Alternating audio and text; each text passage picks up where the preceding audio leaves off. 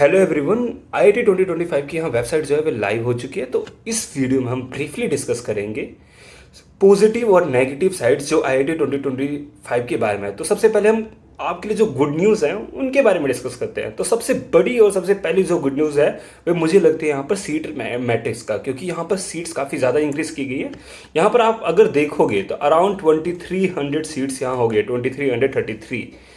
और यहाँ पर एक नया प्रोग्राम भी यहाँ पर लॉन्च किए गए हैं, और वे नया प्रोग्राम है आइजर तिरुपति के द्वारा ऑफर किया जा रहा है यहाँ पर BS in economy and statistical science. इसके बारे में हमारे पास ज़्यादा डिटेल्स नहीं है, क्योंकि आइजर तिरुपति ने अभी तक अपनी वेबसाइट में इसके बारे में कुछ ज़्यादा डिटेल्स दिया नहीं है कि ये पीसीएम स्टूडेंट्स के लिए सिर्फ होगा या फिर पीसीबी स्टूडेंट्स भी यहाँ पर अप्लाई कर सकते हैं, मतलब मैथमेटिक्स कंपलसरी है या नहीं है। और यहाँ पर आइजर भोपाल, जो कि आइजर भोपाल इस साल से, मैं आपको बहुत सारी यूनिवर्सिटी ने पहले बता दिया होगा कि बीटेक ऑफर करेगा।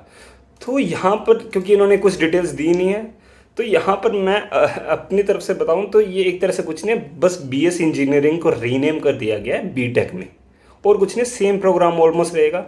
ये होएगा क्योंकि जो उनका बीएस इंजीनियरिंग का प्रोग्राम था उन्होंने अभी तक उस प्रोग्राम को अपडेट नहीं किया था न्यू एजुकेशन पॉलिसी के अकॉर्डिंग। तो थोड़ा बहुत न्यू एजुकेशन पॉलिसीज़ की वजह से जो चेंजेस आने हैं वे इस बीटेक में आपको झलकता हुआ दी जाएगा। और यहाँ पर एक और मेन पॉइंट ये है कि इन्होंने बीटेक के लिए सेपरेट नहीं रखा है कि बीटेक इन डेटा साइंस के लिए अलग, बीटेक इन केमिकल इंजीनियरिंग और and BTech in EECS electrical engineering and computer science. तो इन तीनों के लिए सेपरेट नहीं है। तो ये कॉमनली ये शायद लेंगे पहले बच्चों को, और फिर उसके बाद 1 या 1.5 साल के बाद बच्चों को अपना मेजर्स चूज़ करने का ऑप्शन मिलेगा। अभी हमारे पास कोई डिटेल्स नहीं है, जैसी डिटेल्स आएंगे वैसे ही हम बीटेक के बारे में ज़रूर डिस्कस करेंगे। इसके अलावा बीएससी इंजीनियरिंग साइंस ये हम जानते हैं। और यहाँ पर अच्छी बात ये मुझे लग रही है, क्योंकि मुझे एग्जैक्टली याद नहीं है, बट मेरे अकॉर्डिंग यहाँ पर बीटेक की सीट्स काफ़ी अच्छी खासी इंक्रीज़ की गई हैं। तो इसका भी काफ़ी इम्पैक्ट यहाँ पर टोटल नंबर ऑफ सीट्स में दिख रहा है। Economics and social statistical science जो आइजर तिरुपति लेकर आया है उसमें भी 50 सीट्स है, काफ़ी अच्छी सीट्स है। और किन किन आइजर्स में यहाँ सीट बढ़ी है तो सबसे पहले बता देता हूँ। सिर्फ एक आइजर में मेरे को ऐसा लग रहा है, 1-2 आइजर में, जैसे कि टीवीएम, इसमें एक भी सीट नहीं इंक्रीज हुई है मेरे हिसाब से। पुणे में भी सीट इंक्रीज नहीं है, और शायद मोहाली और कोलकाता इनमें भी शायद सीट नहीं इंक्रीज हुई है, बहुत कम, इन तीनों में बहुत कम ही सीट्स इंक्रीज हुई है। लेकिन सबसे ज़्यादा सीट्स कहाँ इंक्रीज हुए? तिरुपति में बहुत ज़्यादा सीट्स हो गई, क्योंकि आप देखोगे तो 350 इन BSMS and for BS in economic and statistical science हमारे पास 50 सीट्स हैं यहाँ पर तिरुपति में। बहरमपुर में भी काफ़ी अच्छी खासी सीट्स यहाँ इंक्रीज़ हो गई है। तो ये काफ़ी अच्छा पॉजिटिव पॉइंट मुझे लग रहा है, क्योंकि आइजर जो है अपने आप को एक्सपेंड कर रहे हैं फ़िलहाल यहाँ पर। मे बी यहाँ पर ऐसा हो सकता है कि जब बच्चे एडमिशन लें तो वहाँ पर थोड़ी बहुत हॉस्टल्स वगैरह की प्रॉब्लम देखने को मिले कि ट्रिपल शेयरिंग रूम में बच्चे रह रहे हैं, बट ये नॉर्मल है फ़िलहाल। क्योंकि सारे इंस्टीट्यूट्स आप देखोगे इंडिया में जो IITs वगैरह हैं, यहाँ हर जगह यही चल रहा है, क्योंकि अभी गवर्नमेंट का फोकस ये है कि हम नंबर ऑफ़ सीट्स को किस तरीके से जल्दी इंक्रीज़ कर पाए, जिससे ज़्यादा बच्चे एक क्वालिटी एजुकेशन ले पाए इन प्रीमियर इंस्टीट्यूट से। तो ये बहुत अच्छा पॉजिटिव पॉइंट है। मे बी बाद में आप बोलने लग जाओ कि ऐसा है कि हॉस्टल्स कम पढ़ रहे हैं थोड़े, बट वे सब प्रॉब्लम फिक्स हो जाएंगे, क्योंकि अभी ये कंस्ट्रक्शन स्टेजेस में है सारे आइजर्स, मोस्टली सारे आइजर। इनमें कहीं न्यू हॉस्टल्स कंस्ट्रक्ट हो रहे हैं, कहीं अभी हॉस्टल्स कंस्ट्रक्ट होना रह रहा है। तो ये सब चीज़ें हो रही हैं। इसके अलावा एक और जो सबसे बड़ा चेंज यहाँ पर हुआ है वे है यहाँ पर एलिजिबिलिटी क्राइटेरिया में। अगर आप जाओगे तो क्लास 12th में क्लास 12th की अब यहाँ पर कोई भी एलिजिबिलिटी है ही नहीं। आप किसी भी साल क्लास 12 से पास आउट हो, उससे कोई आपका लेना देना नहीं है। अब यहाँ पर इन्होंने क्या है कि एज या फिर बर्थ डेट क्राइटेरिया यहाँ पर लगा दिया है कि जो बच्चा 1 अक्टूबर 2000 के बाद जन्मा है, जिसकी डेट ऑफ बर्थ इसके बाद की है 1 अक्टूबर 2000, वे सारे एलिजिबल है IIT 2025 के लिए। तो मुझे ऐसा लगता है कि मैं यहाँ से BSMS करने के बाद भी आराम से एलिजिबल रहूँगा, अगर ये सब चीज़ें कंटिन्यू होती रही फ्यूचर में। तो इन्होंने कुछ ज़्यादा ही, आप समझ रहे हो ना, अराउंड 25 ईयर्स के बच्चों को ये एलिजिबल मान रहे हैं IIT 2025 के लिए 25 सो ये मेरे को पॉजिटिव भी लग रहा है, नेगेटिव भी लग रहा है। पॉजिटिव इसलिए लग रहा है कि मेरे पास भी कमेंट्स आते थे कि थर्ड ड्रॉप अलाउड होना चाहिए बच्चों के लिए। बहुत सारे बच्चे चाहते हैं यहाँ पर आना उसके बाद भी, क्योंकि उनके पास NITs IITs के ऑप्शन नहीं रह जाते हैं। बट ये कुछ ज़्यादा ही हो गया है, मुझे ऐसा लगता है बहुत ज़्यादा हो गया है, इतना भी नहीं होना चाहिए था। आई थिंक अगर इन्हें रखना था तो एज के अकॉर्डिंग मैं बताऊं तो मुझे ऐसा लगता है कि 21 से ऊपर इन्हें अलाउड नहीं करना चाहिए था एज। बट जो भी किया है इन्होंने सोच समझ के ही किया होगा। वहाँ पर एक्सपर्ट्स बैठे हैं ये सब चीज़ें डिसाइड करने के लिए, हम तो यहाँ पर बस रिव्यू कर रहे हैं। SC ST का अगर आप ध्यान से देखोगे तो 1995 तक है, तो अराउंड 30 ईयर्स के बच्चे यहाँ पर आ सकते हैं। तो मुझे बस डर इस चीज़ का है थोड़ा सा, ऑफेंड मत हो जाना, कुछ बच्चे शायद ऑफेंड हो जाएंगे कि यहाँ पर जो है अ, जैसे है ना, वे एम्स वगैरह में या मेडिकल कॉलेजेस में थोड़े बूढ़ों की संख्या ज़्यादा हो जाती है, तो ऐसा मुझे लगता है कि यहाँ पर भी संख्या ज़्यादा हो जाएगी क्योंकि वे नंबर ऑफ़ स्टूडेंट्स काफ़ी ज़्यादा होंगे। और मोस्टली ये स्टूडेंट्स होंगे नीट वगैरह के, क्योंकि नीट के स्टूडेंट्स काफ़ी ज़्यादा अटेम्प्ट देते हैं। तो उनके लिए अच्छा भी है कि उन्हें ऑप्शन मिलेगा एक ऐसे प्रीमियर इंस्टीट्यूट का बाद में भी।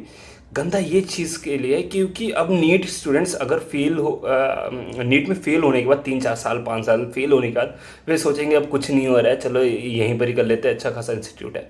बट यहाँ पर रिसर्च रिसर्च में जो बच्चे पैसिनेट है उन बच्चों की यहाँ ज़रूरत है, क्योंकि अगर ऐसे जिसका इंटरेस्ट नहीं रिसर्च में वे यहाँ आ जाएगा तो वे यहाँ का रिसर्च इन्वायरमेंट कहीं ना कहीं थोड़ा बेकार कर देगा। बट मतलब मिक्स्ड रिएक्शन है मेरे इस पॉइंट पे, थोड़ा सा ठीक है, थोड़ा सा ज़्यादा। मेरे को बस ये लगता है कि थोड़ा ज़्यादा कर दिया है, इतना ज़्यादा भी नहीं रिलैक्सेशन देना था, देना चाहिए था। थर्ड ड्रॉप तक एटलीस्ट दे सकते थे, इससे ज़्यादा थोड़ा मुश्किल है, ये कुछ ज़्यादा हो गया है।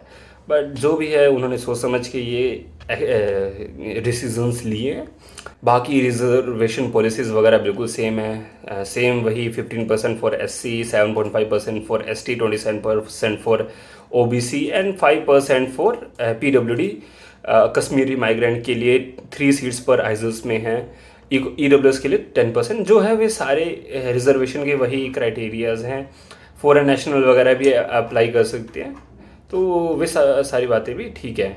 अभी मैं यहाँ पर वेट एक्चुअली कर रहा हूँ इन्फॉर्मेशन बुक की, जो इन्होंने अभी तक अनाउंस नहीं किया है, क्योंकि मेरे को एक्सपेक्टेड है कि इसमें भी हमें बहुत सारी अच्छी अच्छी इन्फॉर्मेशन मिलने वाली है, उसका मैं वेट कर रहा हूँ।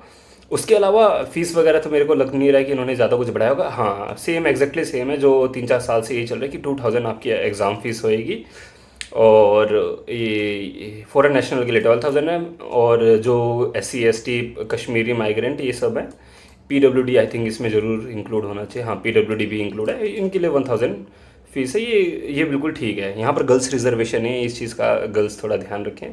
इसके अलावा SAF फीस वगैरह ये सब बिल्कुल एग्जैक्टली सेम अभी के लिए दिखा रहा है एटलीस्ट। इसके बाद हम बाद में देखेंगे अगर ये कुछ चेंजेस करते हैं, इसलिए मैं थोड़ा सा वेट कर रहा हूँ एक्चुअली इसका। अब यहाँ पर मेन मुद्दा पता है क्या आ रहा है, बच्चे यहाँ पर थोड़ा सा घबरा गए हैं। ये क्या कहते हैं, हाँ, जो ये बर्थ वाला क्राइटेरिया है कि डेट ऑफ बर्थ अगर आपकी 2000 के बाद है तो आप एलिजिबल हो IIT के लिए। तो बच्चों को ऐसा लग रहा है कि कितने सारे बच्चे अब यहाँ अप्लाई करेंगे, कंपटीशन तो भाई अलग ही दुनिया में चला जाएगा। हाँ, कंपटीशन बिल्कुल इंक्रीज़ होएगा, बट आपको बिल्कुल भी डरना नहीं है, बहुत ज़्यादा टेंशन लेने वाली बात नहीं है। थोड़ी सी टेंशन लेने वाली बात है, आपको मेहनत ज़्यादा करनी ही पड़ेगी, बट ऐसा नहीं है कि अब भाई अपने से तो होगा नहीं, छोड़ देते हैं इसे, बिल्कुल भी नहीं ऐसा। कंपटीशन जो नंबर्स में दिखते हैं, नंबर्स में इंक्रीज़ होते हुए दिखते हैं, रियल लाइफ में उतना इंक्रीज़ नहीं होता है, मैं सच बता रहा हूँ आपको। रियल लाइफ में क्योंकि हमारे टाइम पे भी मुझे याद है अराउंड 30,000 स्टूडेंट्स पेपर देते थे IIT का। लास्ट ईयर जो है मोर देन 1 लाख स्टूडेंट्स ने दिया, लेकिन कट ऑफ इतनी ज़्यादा इंक्रीज़ नहीं हुई थी। इस साल भी कट ऑफ थोड़ी सी इंक्रीज़ होगी, बट इतनी ज़्यादा भी नहीं होएंगी, तो वही होगा कि 10 नंबर और थोड़ा ज़्यादा बढ़ जाएगा। बट इतना ज़्यादा नहीं होने वाला है जितना आप सोच रहे हैं। लास्ट ईयर 1 लाख स्टूडेंट्स थे, this time we are expecting around 1.5 to 2 lakh students.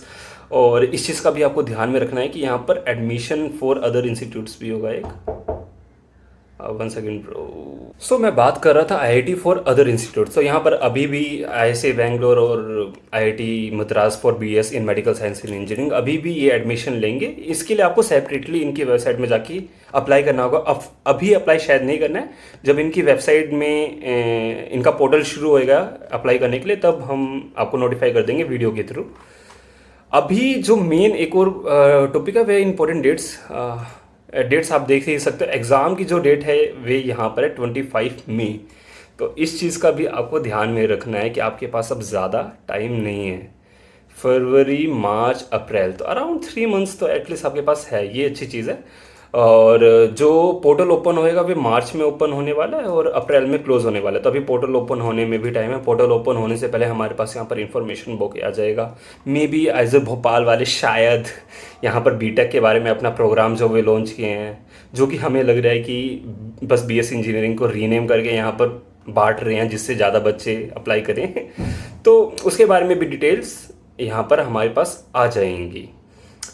Syllabus वगैरह की अगर हम बात करें तो वही रेशनलाइज एनसीईआरटी सिलेबस, इस लाइन पे मत जाना। एक्चुअली इनका जो सिलेबस है इसे आप देखना। इसमें जो सिलेबस है पीडीएफ इन्होंने अभी यहाँ पर अपने वेबसाइट में रखा है, इस पीडीएफ को आप जाके देखना। इसमें जो टॉपिक्स है वे आपके आईआईटी में पूछे जाएंगे, क्योंकि मैंने ऐसा लास्ट ईयर देखा था कि शायद कुछ रेशनलाइज टॉपिक्स जो थे वे भी यहाँ पर आईआईटी में इस सिलेबस में इंक्लूड करके थे आईआईटी वालों ने। तो फिलहाल के लिए बस इतना ही। मैं आपसे नेक्स्ट वीडियो में मिलूँगा। कुछ भी और नया अपडेट आता है तो कुछ भी डाउट है तो हमेशा की तरह आपके लिए कमेंट सेक्शन हमेशा ओपन है। प्लीज़ आप कमेंट सेक्शन में कमेंट कीजिए। मैं आपसे मिलता हूँ नेक्स्ट वीडियो में, तब तक के लिए बाय बाय।